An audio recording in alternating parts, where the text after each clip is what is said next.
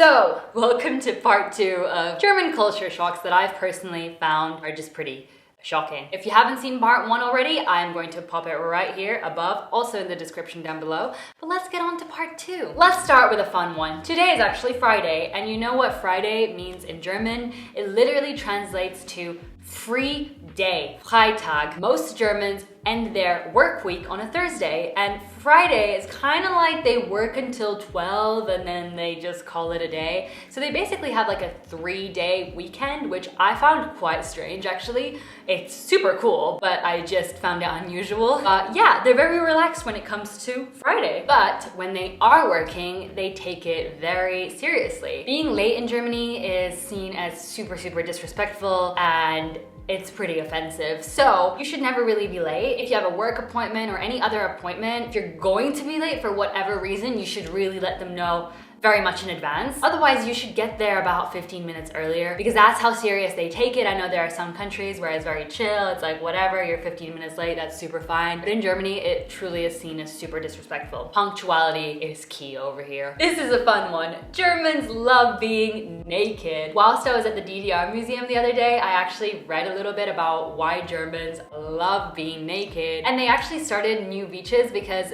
they just wanted to feel a sense of freedom and love their bodies, and they felt powerful and great in their naked body, which honestly is fabulous. I'm not gonna lie. I wish more people were like this. So if you ever go to a spa in Germany, just beware that everyone will be naked and it's completely normal, and you're also going to have to be naked. I mean, you're allowed to bring a bathrobe or a towel with you if you wish, but most people will just be butt naked, and it's how it is, and you're not actually allowed to wear your bathing suit. It's actually banned. So they just find it very unhygienic, and they just prefer people being naked. So be ready for that. A thing I absolutely love about Germany is recycling. I have to admit, I wasn't much of a recycler before coming here, and you know, I don't love that about myself. I'm not proud of it, but it's the truth. But after coming here, you really kind of have to, because there are different colored bins for every material you could think of. Whether you're at an airport or just in a mall or basically anywhere, there are different colored bins and different type of bins. So you kind of have to get used to putting different materials in different bins. And another thing that I really love is that if you ever purchase a plastic bottle or a can even, there's a deposit on that bottle or can, and afterwards when you recycle it, you get money back. It's 25 cents, but think about it. Every time you buy bottles, which I don't actually tend to do anymore, as I got myself a nice, hold up,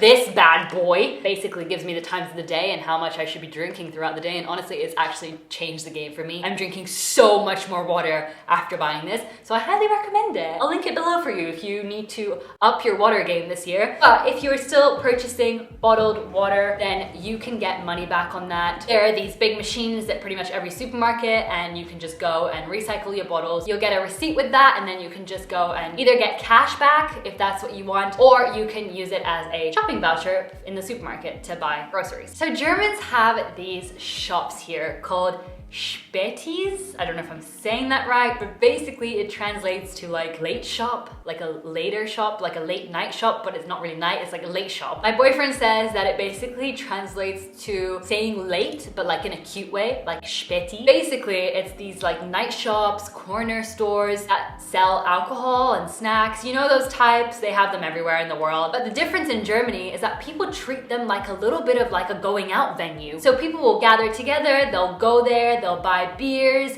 then they'll either start drinking them in the shop already and start just hanging out in the shop, or they'll go outside of the shop and they'll either sit there if there are tables, sometimes there's even tables and chairs outside of the shop, or they'll just stand around the shop and they'll just hang out there for like a while. I found that super strange because from my experience with these kind of stores, you buy your alcohol and then you go to someone's house or you go to a park and that's where you drink. But in Germany, you literally hang out outside of the shop, and it's such a thing. It's very well known and a lot of people do it. It's kind of fun, it's different. Grocery shopping is not normal here in Germany. You need to really get pumped up, you know, get ready physically and mentally to pack your bags. The cashiers go so quick that it's really good to have some sort of strategy. So what I recommend is putting the heavier things first on the revealer belt. Why can't I say that word? On the belt, on the revealer belt.